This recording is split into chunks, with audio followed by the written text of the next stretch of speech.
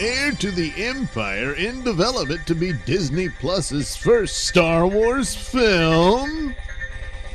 Boy, that's going to be a lot of CGI. Or maybe Sebastian Stan. Anyway, we'll see what this is about, because here we are over at Geekosity. That's Mikey Sutton's joint, and has a story here.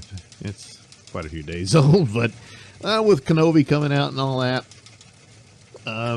let's see what's going on with Star Wars, what's left of it anyway.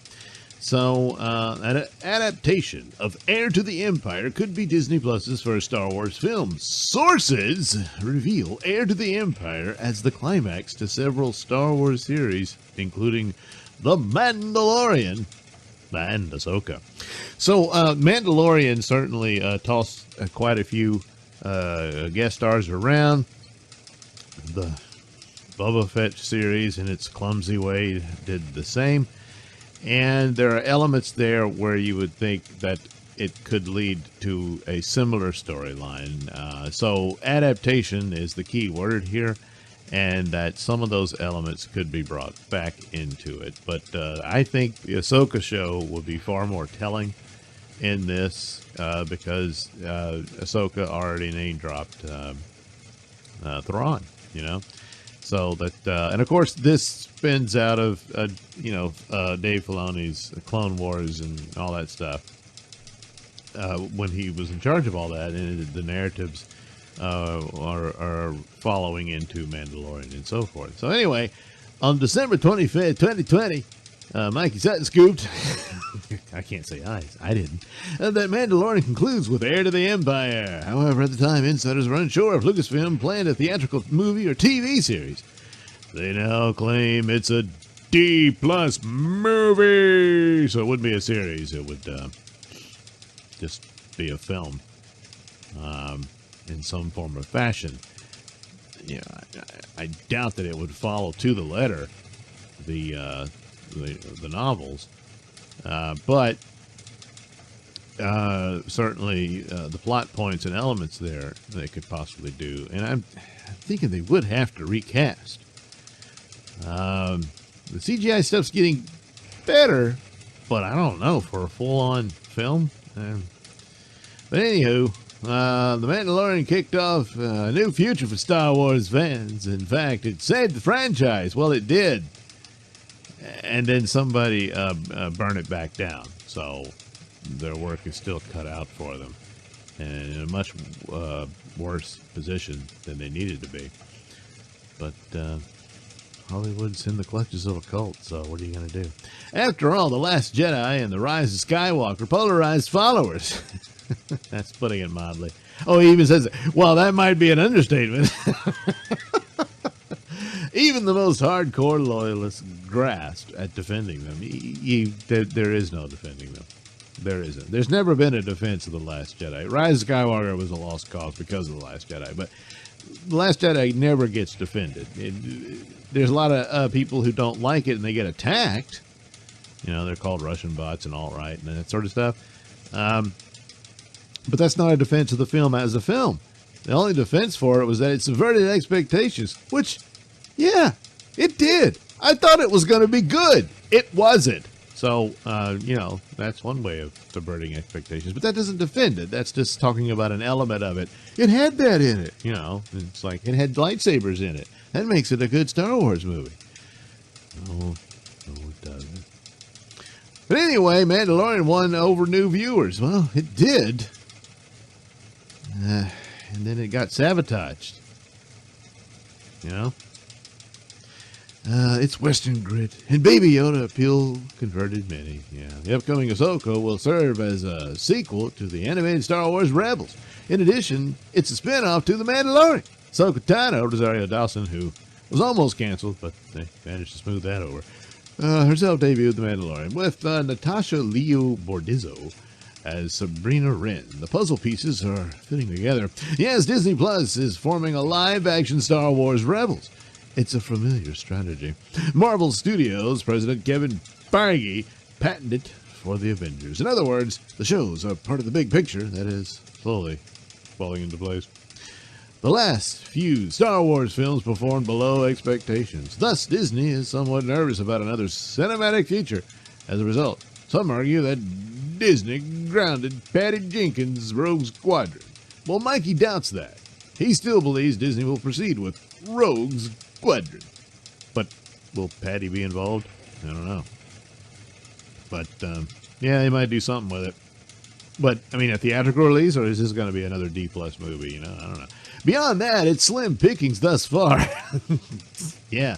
Sources indicate Lucasfilm sees D-plus as a home for less mainstream Star Wars movies. For example, Solo Star Wars story tanked at the box office. It would have been a success on D-plus. Well, a little later on, maybe. But Solo paid for the sins of Last Jedi. Otherwise, it probably would have done all right. You know, it's a stupid film, but it's nowhere near the nastiness and awfulness of Last Jedi. So, that's just too bad for Solo. Because they had a whole trilogy planned for that. You know, they were going to follow up with Darth Maul and all that. Yeah, well, but people were very upset. So anyway, for now, live-action program set after the original trilogy will lead to Heir to the Empire.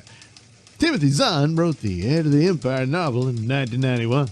It's a non-canon book. Well, it was canon at the time, but then Disney decided it isn't, so I'm going to say it is. And the Disney movies are the ones that are just mere legends. Set 5 years after Return of the Jedi. Furthermore, it was the first installment of the Thrawn trilogy. Yeah, that's right. So if you do Heir to the Empire, you got 2 more stories to do, 2 more films. So it would be this trilogy on D+ that fleshes out these stories. Now, adaptation tends to be the key word here. So how much of it would remain intact, and how much would it change to fit in with the sequel trilogy? That's very likely. That's, you know, that's the tough part about it. And, of course, I guess you're going to have to recast, you know. Going into these stories wouldn't have been a bad idea had they not destroyed the Star Wars brand with those god-awful sequel films. And even the Star Wars story short films that they were doing could have been a good idea to bolster an overall narrative of handling the elements of these stories to say it still happened in some form or fashion. Obviously, it would be somewhat different. I mean, you know, there's no Kylo Ren in those stories. There's Jason Solo, but there's no Ben Solo. At least, you know, not well. No, there wasn't. That was Luke's son. But anyway, to fit it in with how you wanted it, a lot more of those elements should have been brought over than just completely abandoned.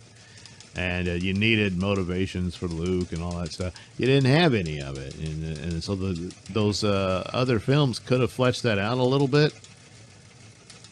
They just didn't do it. That's pretty stupid. Legendary Star Wars villain Grand Admiral Thrawn debuted in Heir to the Empire. We last saw Thrawn in Star Wars Rebels finale. Likewise, he's the main antagonist of the film, and the Ahsoka Tano show is going to flesh out his live-action version, and we will see with that. I broke that Thrawn would appear in D+, and yeah, so he's coming. I mean, he was mentioned. Yeah, Mandalorian acknowledged him. So the Heir of the Empire will tweak the novel. Will Mara Jade be in it? Insiders say she will. It's just a matter of will Mara Jade more than likely be race swapped. She is a redhead. They tend to really hate redheads, so that's probably likely. Hopefully, she will still be a woman. Yeah, the death of Mara Jade would have been a motivation for a broken Luke. That's another thing they really screwed up. But yeah, pretty stupid and lackluster. But the idea that the sequel trilogy could have just been an adaptation of the Thrawn trilogy, they were all too old to play the characters. This is only 5 years after Return of the Jedi, so they didn't do these films in the early 90s, so that when they should have. So it's going to be very different.